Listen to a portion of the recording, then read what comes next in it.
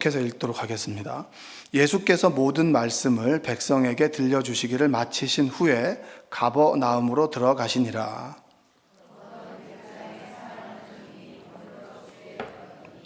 예수의 소문을 듣고 유대인의 장로 몇 사람을 예수께 보내어 오셔서 그 종을 구해 주시기를 청한지라.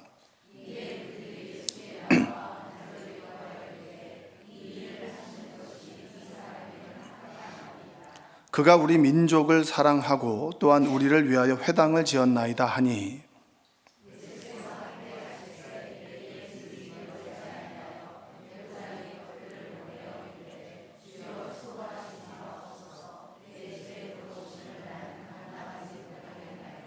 그러므로 내가 주께 나아가기도 감당하지 못할 줄을 알았나이다. 말씀만 하사 내 하인을 낫게 하소서.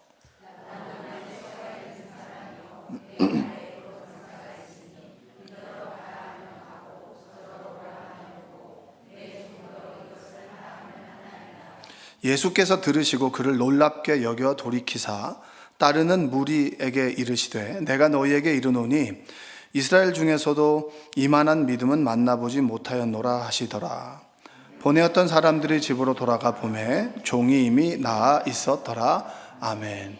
자, 한번 고백해 보시다. 오늘도 은혜 많이 받읍시다. 한번 고백해 보겠습니다. 자, 오늘도 하나님의 은혜가 여러분의 삶 가운데 함께하기를 주님의 이름으로 축복합니다. 자, 그 네이버 지식인에 보면은 질문을 하는 그런 게 있습니다. 네이버에. 근데 그 질문 중에 이런 질문이 있어요. 남자의 사랑을 못 받을 사주인가요? 이렇게 제가 질문을 했습니다. 그럼 그 질문에 답을 누가 다는지 아시죠? 대부분 초등생들이 답니다. 근데 제가 보니까 초등생이 단 것 같진 않은데 그 질문의 대답을 이렇게 했습니다. 나를 내세우면 어느 누구도 본인을 좋아하지 않으나 자아나 자존심을 버리면 남자는 물론 사회에서 사랑을 받을 사주입니다. 이건 사주가 아니라도 나도 알 수 있겠어요. 근데 여기서 뒷말이 웃깁니다. 지난 13년부터 18년이 아주 좋았는데 기회를 상실했네요. 궁합이 좋으면 무조건 남자에게 따라가 결혼하기 바랍니다. 이렇게 대답은. 이게 신빙성 있는 건지 없는 건지 모르겠는데 우리는 사랑을 참 제대로 배우지 못했지 않았나. 사랑하는 방법을 모르고 또 사랑을 받아보지 않아서 사랑에 대해서 잘 모르는 것 같아요. 그래서 그러니까 이런 데 질문을 하죠. 내가 사랑받지 못할 운명인가? 내가 누군가 이별을 하면 내가 뭐가 못나서 그런 건 아닌가? 내 운명이 그런 건 아닌가? 라고 이야기를 하죠. 여러분, 사랑은 누구에게서 배워야 되나요? 사랑은 성경에서 보고요. 그리고 예수님을 통해서 배우는 것이 정답입니다. 물론 사랑의 디테일한 부분들은 우리가 사랑을 하면서 겪어가면서 배워야겠지만 사랑에 대한 정의나 사랑에 대한 방법은 성경을 통해서 배울 수 있습니다. 오늘은 사랑에 대해서 사랑하는 종이 아파서 예수님께 청한 백부장이 있습니다. 이게 참 재미있는 내용입니다. 한번 이 말씀을 통해서 은혜를 좀 나눴으면 좋겠어요. 7장 2절을 한번 먼저 읽어보겠습니다. 예수님께서 가버나움에 가신 후에 이런 사람을 만나죠. 읽겠습니다. 어떤 백부장의 사랑하는 종이 이 문장이 여러분 좀 이상합니다. 사랑하는 하면 누가 나와야 되죠? 사랑하는 아들, 사랑하는 아버지, 사랑하는 어머니가 나와야 되는 게 맞는데 주로 어색하게도 사랑하는 종이라고 나옵니다. 아끼는 종, 충직한 종, 그리고 참 내 마음에 드는 종이 아니라 사랑하는 종이라고 하는 이런 표현이 나옵니다. 이 백부장이라고 하는 것은 로마에 있는 어떤 군인이죠, 군인. 100명의 지휘관입니다. 그러니까 점령군으로 갖고 피집에 이제 이 식민지가 바로 이스라엘이 되는 겁니다. 거기 있는 사람들 중에서 이 백부장이라고 하는 어떤 사람이 있는데 이 사람은 사랑하는 종이 병들어 죽게 되었다. 이것으로 이제 문장이 시작이 됩니다. 이제 백부장에게는 아끼고 사랑하는 가족이 있었겠죠, 그렇죠? 근데 이 표현으로 보면 가족만큼 사랑하는 종이라는 거예요. 종. 사랑하는 종. 우리가 조선시대나 이런 데 보면은 종을 아끼고 귀하게 여길 수는 있어도 사랑한다라고 하는 표현은 잘 쓰진 않죠. 근데 이 백부장과 종의 관계가 어떤지는 모르겠어요.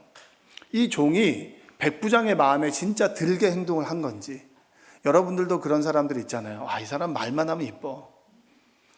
어떻게 너는 그렇게 존재 자체가 귀하냐라고 얘기할 수 있는 사람이 있는 반면에 너는 입을 다물어라 그냥. 이런 사람도 있잖아요. 말만 터진 입으로 말만 하면 사람을 다 빈정상하게 하는 그런 주변에 사람들이 있나요, 없나요? 없었으면 좋겠지만 이게 그런 사람들이 꼭 깐족깐족하면서 얘기하는 사람이 있어요. 그러니까 그 종이 그런 사람이었는지 아니면 정말 마음에 들었는지 그 관계는 모릅니다. 그러나 백부장이 그를 아주 사랑했고 그 사랑한 종이 몸이 아파서 이 사람 저 사람에게 정말 수소문도 해보고 좋은 의사를 만나봤는데 죽게 된 상황이 지금의 상황입니다. 그때 백부장이 누구의 이야기를 듣냐면 예수님의 소문을 듣죠. 우리가 복음을 전하잖아요. 예수님에 대해서 전합니다. 근데 이게 그 사람들이 알아듣겠나 싶어요. 그렇죠? 예수님께서 십자가에서 당신의 죄를 위해서 돌아가셨다. 이 얘기를 사람들이 들을까요? 안 들을까요? 이게 사실 사람들이 쓰는 말은 아니잖아요. 너 십자가에 달려 죽을 만큼 아파봤어? 이 정도 얘기는 안 하죠. 너 정말 마음이 아파봤니? 이렇게 쓰지 십자가 이런 얘기 잘 안 씁니다. 내 죄를 대속해? 이 말도 잘 쓰진 않아요. 우리가 쓰는 교회적인 용어, 신학적인 용어는 우리가 쓰지 않는 말입니다. 그런데 우리가 그것을 이야기해야 되는 것은 어느 순간에 그 들은 이야기가 그 마음속에 떠올려진다는 거예요. 여러분이 설교의 은혜를 받았다라고 해봅시다. 근데 그 설교에 대한 단어나 문장을 이전에 듣지 못했던 건가요? 아닙니다. 거의 반복하는 경우가 많아요. 그래서 저도 때로는 예화를 반복하기도 하고 반복합니다. 왜냐? 그 예화 속에 남겨진 메시지가 각인이 되기 때문입니다. 준비를 안 해서 반복하는 것일 수 없죠. 그렇죠? 그것이 아니라 반복할 만큼의 그 예화 속에 메시지가 담겨 있기 때문입니다. 메시지에 딸려 있는 예화도 될 수 있지만 예화 가운데 메시지가 딸려 들어올 수 있는 거예요. 그러니까 우리는 늘 예수님에 대한 이야기를 할 필요가 있어요. 어느 순간 하나님께서 그 인생 가운데 그 들었던 말을 떠올려 줌으로 그가 예수님께 돌아올 수 있기 때문입니다. 여러분이 제 발로 교회를 찾아왔을 수도 있겠지만 누군가의 손에 이끌려서 교회를 찾아왔을 수도 있어요. 그러나 그것의 시작은 들음으로 시작되는 겁니다. 한번 고백해 보겠습니다. 믿음은 들음에서 납니다. 자, 7장 3절을 한번 읽어볼까요? 예수의 소문을 듣고 유대인의 장로 몇 사람을 예수께 보내어 오셔서 그 종을 이스라엘 민족들은 이방인에 대한 굉장히 어떤 거부가 반응이 있었습니다. 그러면 유대인의 백부장도 이 백부장도 이방인이었죠. 알고 있었어요. 그래서 자기와 좀 자기 마음을 잘 아는 그 유력한 종교적 지도자들에게 장로들에게 그 사람을 청해서 보냈어요. 야, 우리 종이 너무 아프다. 예수님께 청해서 좀 병을 좀 낫게 해줄 수가 없겠냐. 여러분, 이 마음이 얼마나 귀합니까? 얼마나 귀해요. 이 아픈 종은 이 백부장이 행한 이 행동이나 말을 들으면 얼마나 기쁠까요? 여러분이 몸이 아프다라고 하는데 만약에 여러분이 나도 아파봤어 이렇게 하면 그 말이 위로가 될까요? 아니면 화딱지를 나게 할까요? 그래, 니도 아파봤지. 그러나 내가 지금 아프다. 아플 때 정말 뭐라도 하나 사다 주는 사람, 밥 못 먹을까 반찬 좀 해다 주는 사람, 약봉지로 가지고 하나 사주는 사람, 이 사람이 좋은 사람 아닌가요? 병원에 네가 못 가면 내가 좀 데려다 줄게. 같이 가자. 라고 말해주는 사람이 좋은 사람 아닌가요? 이 병든 종에게는 이 백부장은 정말 귀한 사람입니다. 그가 장로들을 청해서 갔어요. 근데 그 장로들의 입장에서도 4절에 5절에 뭐라고 얘기하냐면 예수님께 가서 한번 읽어볼까요? 그가 우리 민족을 사랑하고 또한 우리를 위하여 회당을 지었나이다 하니, 백부장이 어떤 장로에게 좀 부탁을 드립니다. 예수님께 가서 이 아픈 종의 상황을 얘기해 주시고 좀 고쳐주세요. 이렇게 말씀 좀 해 주십시오 라고 했을 때 그 장로들이 기쁨으로 간 거예요. 가서 예수님께 뭐라고 얘기했냐면 그가 우리 민족을 사랑하고 우리가 예배 드릴 수 있도록 회당을 지어 주었습니다. 그분의 사랑은 우리의 가장 필요한 것이 무엇인지를 알고 그 회당을 지어줄 만큼 그는 우리 민족을 아끼고 사랑했던 사람입니다. 이게 백부장입니다. 백부장은 사랑하는 종이라고 얘기하고 우리 민족을 사랑해서 회당을 지어줬다라고 얘기합니다. 자, 먼저 사랑하는 종이라고 얘기했을 때 그 사랑이라고 하는 표현은 뭐냐면 이 고귀한이라고 하는 뜻입니다. 어떤 뜻이라고요? 소중히 여기고 귀중히 여기고 고귀하게 여긴다라고 하는 거예요. 종을 고귀하게 여기기가 쉽습니까? 어렵습니까? 쉽진 않죠. 그 정도 사회에서, 계급이 있는 사회에서 종을 존귀하고 고귀하게 여긴다라고 하는 표현은 쉽지 않은 표현이죠. 그 백부장에게 그 종은 그냥 종이 아니라 고귀한 하나님의 사람인 거예요. 그게 바로 사랑하다라는 표현이고요. 그리고 5절에 그가 우리 민족을 사랑하고 라고 하는 표현은 뭐냐면 이 조건 없는 헌신적인 사랑입니다. 조건 없는 헌신적인 사랑. 그러니까 백부장의 사랑을 표현할 때 두 가지는, 첫 번째는 뭐냐면 어떤 사람이든지 간에 그 사람을 소중하게 여기고 고귀하게 여기고 존귀하게 여긴다는 거예요. 옆에 계신 분이 여러분에게 존귀한 사람입니까? 예, 그런 분 되시기를 바랍니다. 여러분의 남편이 아내를 정말 존귀하고 고귀하게 여기고, 그리고 아내가 남편을 존귀하게 여기고, 월급날만 그러지 마시고, 월급날에만 환하게 웃지 마시고, 말이라도 좀 웃어주는 은혜가 있기를 바랍니다. 그게 바로 백부장이 종을 대하는 사랑의 표현인 거예요. 존귀하게 고귀하게 여겼기 때문에 그 종의 병을 낫게 하기 위해서 장로들에게 부탁을 하고, 그 부탁을 통하여 예수님을 청하여서 종을 낫게 해주기를 원한다는 거예요. 그리고 회당을 지어주는 그 사랑은 조건 없는 무조건적인 사랑을 얘기하는 겁니다. 헌신적인 사랑. 백부장은 이 두 가지를 가지고 있는 사람이에요. 여러분은 사랑에 대해서 사랑이 무엇입니까? 라고 얘기하면 여러분 뭐라고 대답하시겠어요? 눈물의 씨앗이라고 대답하시겠습니까? 네? 사랑은 무엇입니까? 저는 우리 목사님이 했던 말씀 중에서 사랑은 책임이다라는 말을 참 좋아합니다. 그런 말씀 들어보셨죠? 그리고 어떤 책에 보니까 사랑을 책임감이다라고 얘기를 합니다. 책임이다라고 얘기해요. 이 책임이라고 하는 영어는 responsibility입니다. 근데 이거 responsibility는 respond라고 하는 그 동사에서 왔습니다. 그러니까 사랑은 명사가 아니라 동사인 거예요. 근데 그 사랑의 뜻은 뭐냐? 응답하다는 뜻입니다.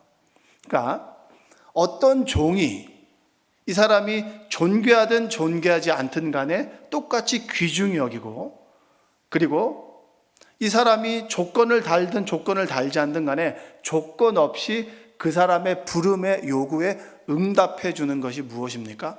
사랑입니다. 말이 어렵죠? 한번 따라서 해볼까요? 사랑은 부름에 응답해 주는 것입니다. 사랑은 요구에 응답해 주는 것입니다. 옆에 계신 분에게 한번 얘기해 보세요. 시작.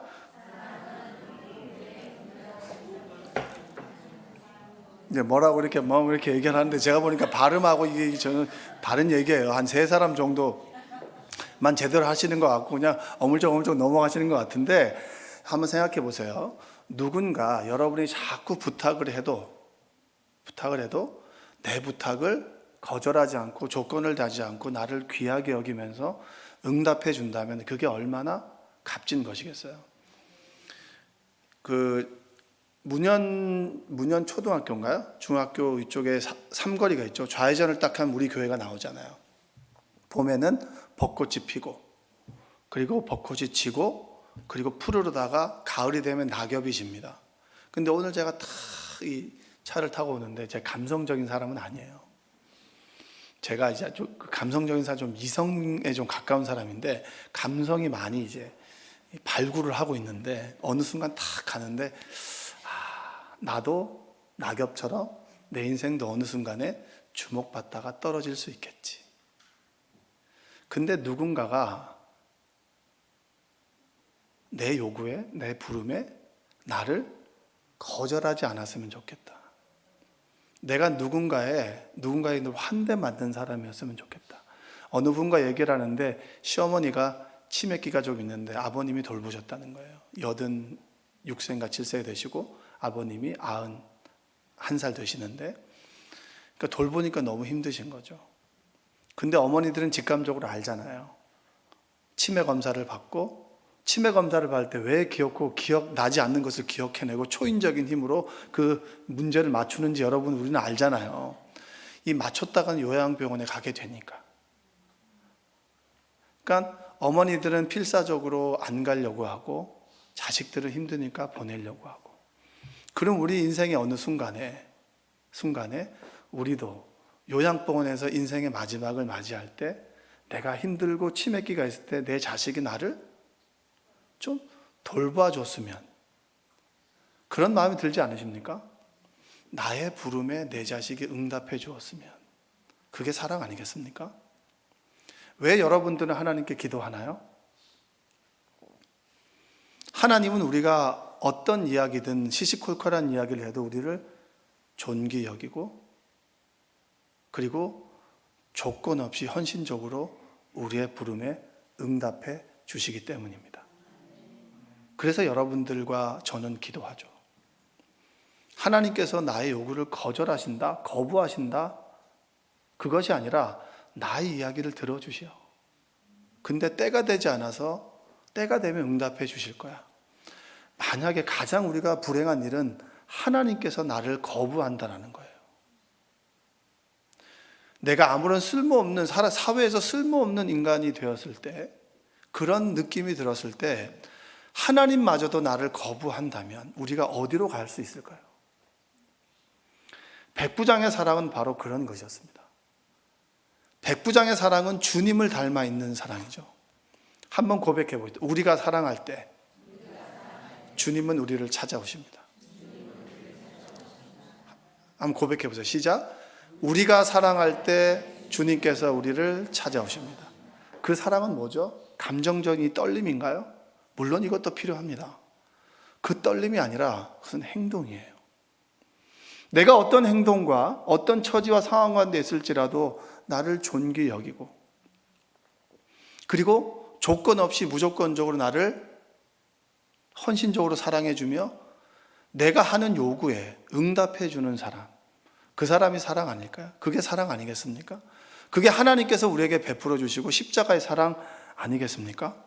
자, 7장 6절 한번 읽어보겠습니다. 예수께서 함께 가실새 이에 그 집이 멀지 아니하여 백부장의 벗들을 보내어 이르되 주여 수고하시지 마옵소서, 내 집에 들어오심을 나는 감당하지 못하겠나이다. 자, 이 대단한 사람이죠, 그렇죠? 대단한 사람입니다. 한번 뒤집어 놓고 생각해 봅시다. 회당을 지어줬다.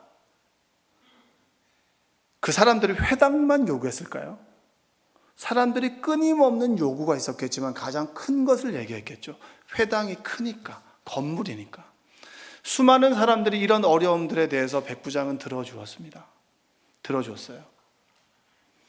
들어주기 위해서는 그 집을 방문하기도 하고, 그리고 그 집을 찾아가기도 하고, 그렇게 했겠죠. 근데 주님께서 자신의 집을 찾아온다고 했을 때 자신이 했던 행동을 주님께서 하실 때 아닙니다. 들어오지 마십시오. 주님께서 들어오지 않으셔도 말씀만 하시면 됩니다. 왜? 자기는 직접 찾아가서 해봤지만 내 수하에 있는 사람에게 말만 했을 때 그 사람이 그 요구를 다 들어주었기 때문에 백부장은 그런 믿음을 가지고 있었어요. 당신이 말씀만 하시면 이 사랑하는 종이 나을 수 있습니다 라고 얘기를 한 거예요. 여러분, 얼마나 이 사랑하는 선량한 사람이고 얼마나 사랑이 많은 사람인가요? 우리 생명나무 교회 공동체가 이런 사랑을 갖게 되기를 주님의 이름으로 축복합니다. 제 친구가 있습니다. 제 친구, 같이 목회하는 친구입니다.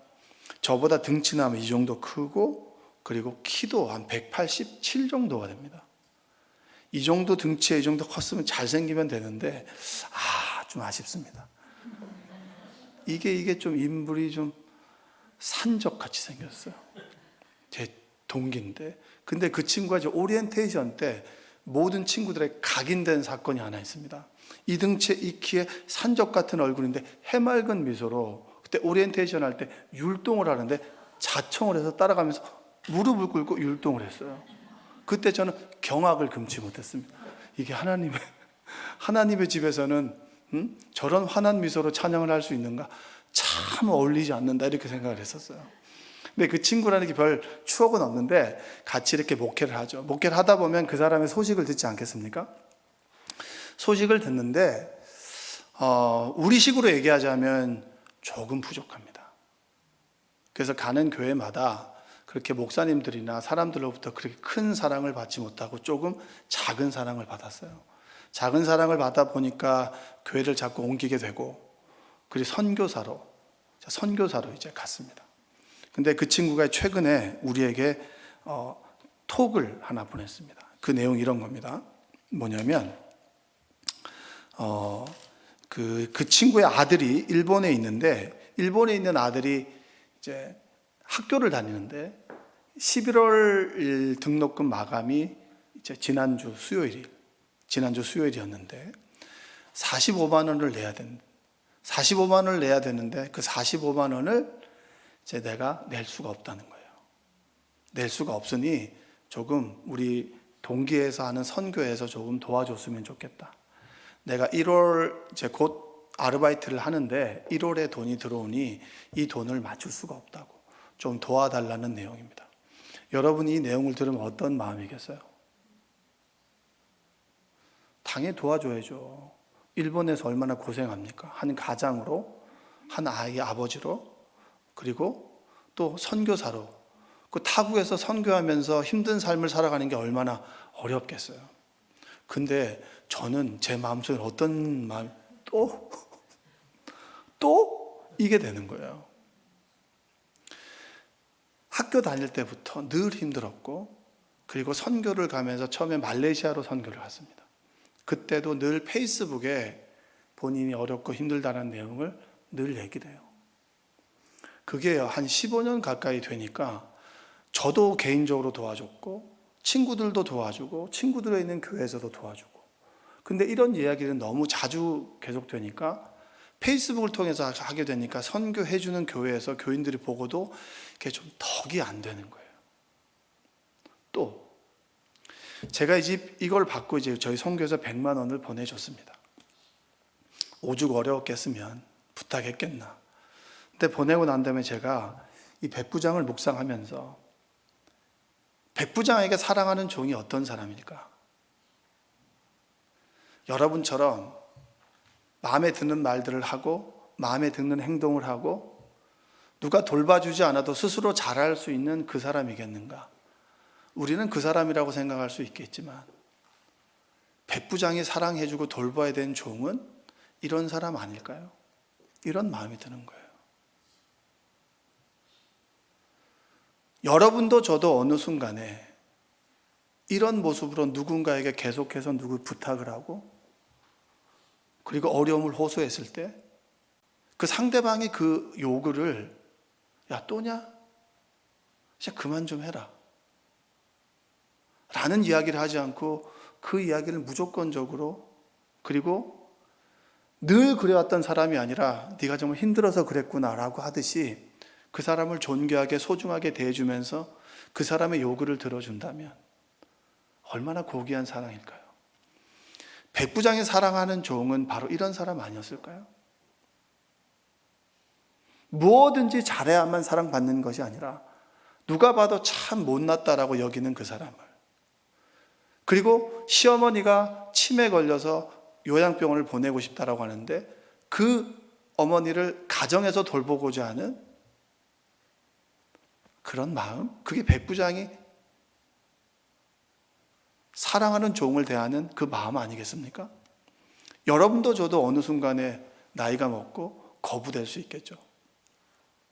뭔가를 줄 수 없고 받아야만 하는 처지에 생긴다면 또냐? 자 그만해라 라고 하는 그런 얘기도 들을 수 있을 겁니다. 그 친구의 이야기를 제가 듣고 말씀을 묵상하면서 너는 백부장이냐? 백부장이 가지고 있는 사랑을 가지고 있냐? 죄송합니다. 저는 이걸 봤을 때 또냐? 라는 마음이 먼저 들었어요. 회개하죠. 나도 이 친구, 누군가에게는 이 친구의 모습이지 않겠습니까? 목사님은 늘 주기보다는 저는 받는 사람의 입장은 아닐까요? 누군가에게는. 예수님은 우리에게 이 백부장을 통해서 사랑을 가르쳐 줍니다. 백부장을 통해서 우리가 서로 사랑할 때 주님께서는 우리를 찾아와 주시고 그 사랑하는 종의 병을 낫게 되는 기적이 우리 가운데 일어나게 됩니다. 그렇게 보면 사랑이 우리에게 사랑할 수 없는 사람을 사랑하게 될 때 기적이 우리 가운데 일어나게 되는 것입니다. 사랑하기 어려운 사람이 우리 주변에 있어요. 왜 저렇게 사느냐는 거예요. 왜 그렇게 행동한다는 거야. 그런 사람이 우리 주변에 있습니다. 그게 나일 수도 있어요. 우리 교회 공동체가 그래요. 우리가 만나는 모임들은 어떤 모임입니까? 여러분과 처지가 비슷하죠. 상황이 비슷할 겁니다. 뭔가 공통분모가 있겠죠. 근데 교회는 그런가요? 그렇지 않은가요? 교회는 그렇지 않습니다. 상중하가 다 있을 수 있어요. 나에게 맞는 사람만 사랑한다면 그것은 온전한 사랑이 될 수는 없습니다. 내가 이해하지 못하는 사람을 존귀하게 여기고 조건을 따지지 않고 무조건적으로 헌신해주고 그들의 요구에 내가 응답해주는 사랑을 할 때 비로소 주님의 기적을 우리가 경험할 수 있는 것입니다. 7장 7절과 8절 한번 읽어보겠습니다. 그러므로 내가 주께 나아가기도 감당하지 못할 줄을 알았나이다. 말씀만 하사 내 하인을 낫게 하소서. 나도 남의 수하에 든 사람이요 내 아래에도 병사가 있으니 이더러 가라 하면 가고 저더러 오라 하면 오고 내 정도로 이것을 하라 하면 하나이다. 9절에 예수께서 들으시고 그들 놀랍게 여겨 돌이키사 따르는 무리에게 이르시되 내가 너희에게 이르노니 이스라엘 중에서도 이만한 믿음을 만나보지 못하였노라 하시더라. 백부장이 이런 마음을 가지고 있었기 때문에 주님께서 내가 너 같은 믿음을 보지 못했다라고 얘기하죠. 제가 2017년 12월 1일 날 여기 송파구로 이사를 왔습니다. 이사 왔는데 그리고 난 다음에 이제 얼마 되지 않아서 그때 봄쯤이었던 것 같아요. 그때 이제 뭐 이원규 목사님하고 이렇게 친한 목사님하고 딱 이렇게 모여서 모임을 하는데 우리 세종 임마누엘 교회에 있는 목사님이 우리에게 설교하셨거든요. 지금은 참 성장하고 있는 교회고 성장한다고 해서 연예에서 스타리아도 막 받고 이랬는데 그 당시에는 좀 어려웠습니다. 어려워서 연말까지 부담금 1,000만 원을 내지 뭐 이래저래 1,000만 원을 내지 않으면 같이 일하는 분들이 진급을 못하게 되는 상황에 처한 거예요. 그래서 내가 저한테 막 그런 얘기를 하길래 제가 목사님한테 얘기를 했죠. 1,000만 원만 좀 빌려달라고 이렇게. 목사님이 이러이러한데 지금 이러이러한데 1,000만 원을 좀 빌려줄 수 없겠냐고. 근데 그 이구영 목사님, 담임 목사님이 듣고 뭐 어떤 말씀을 하셨냐면 전 아직까지 그 상황과 단어가 제 마음속을 울립니다. 목사는 돈 빌릴 데가 없어. 아무 데도 빌려주지 않아. 이겁니다. 이 목사들이 이런 사람들이에요. 근데 세금을 내면서 이제 소득이 잡히면서 대출은 좀 되긴 하는데 그때는 이제 그런 게 없었습니다. 돈 빌릴 데가 없다고. 아무도 빌려주지 않는다고. 근데 이 이야기는 왜 이걸 잘할까요? 교회를 지을 때 얼마나 눈물로 교회를 돈을 빌리러 다녀 봤겠어요. 그럼 빌려본 사람이 알잖아요. 이 교회가 그냥 세워진 건 아니잖아요. 우리가 누리고 뭐 불편하다 여러분 얘기하지만 돈 빌려본 사람 불편하다고 얘기 안 해요. 감수하고 살죠. 감수한 은혜가 있었으면 좋겠습니다. 그러니까 그렇게 얘기해서 딸 수정이 결혼하려고 모아둔 돈이 1,000만 원이 있다고. 그 돈을 빌려줄 테니까 100만 원씩 갚으라고 하라고. 이렇게 얘기를 한 거예요. 근데 내가 얘기를 꺼냈는데 돈은 빌렸는데 관건은 뭐겠어? 100만 원씩 갚아야 되는 거잖아요. 안 갚으면 나는 아주 그때 이제 목사님이 그 세종의 임마누엘 교회에 있는 목사님을 잘 알지 못했습니다. 저라는 사람도 그렇게 큰 친밀감이 있었던 관계는 아니에요. 근데 그렇게 빌려주신 거죠. 제가 이야기하는 것을 거부하지 않고 나의 요구에 응답해 주신 거잖아요.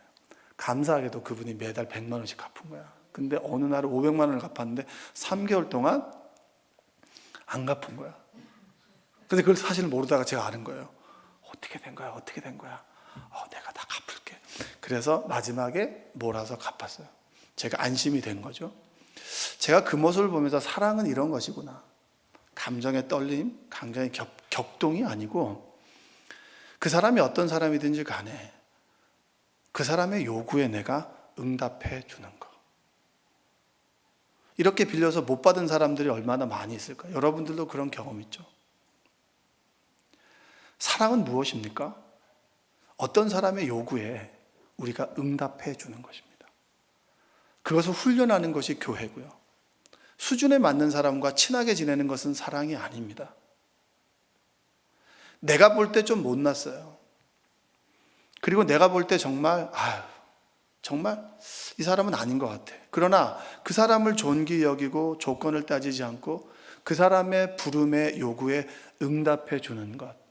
주님께서는 끊임없이 지금도 우리에게 응답해 주십니다. 우리가 누군가의 부름에 응답해 주는 사랑을 할 때 주님께서는 우리 인생 가운데 찾아와 주시고 그것이 기적의 마중물이 되어 우리 인생 가운데 기적이 일어나게 되는 것입니다. 사랑할 때 기적은 일어납니다. 할렐루야. 고백해 볼까요? 사랑할 때 기적은 일어납니다. 여러분과 제가 생명나무 교회에서 사랑을 좀 훈련했으면 좋겠습니다. 조금은 책임지는 사랑을 했으면 좋겠어요. 누군가에게 좀 손해보더라도 응답해주는 사랑을 했으면 좋겠습니다. 내가 조금 넉넉하게 대접해 주지 못한다 할지라도 조금의 것들도 대접해 줄 수 있고, 그리고 오죽했으면 그렇게 부탁했을까라고 하는 마음으로 도와주고 섬기고 사랑할 때 주님께서는 우리 공동체 안에 예수님의 기적을, 백부장의 종이 병이 낫게 되는 기적이 여러분의 인생 가운데 함께 하시기를 주님의 이름으로 축복합니다. 기도하겠습니다. 사랑과 은혜가 풍성하신 아버지 하나님 감사합니다. 우리가 사랑할 때 그 사랑이 기적의 마중물이 되어 우리 인생 가운데 기적은 일어나게 됩니다.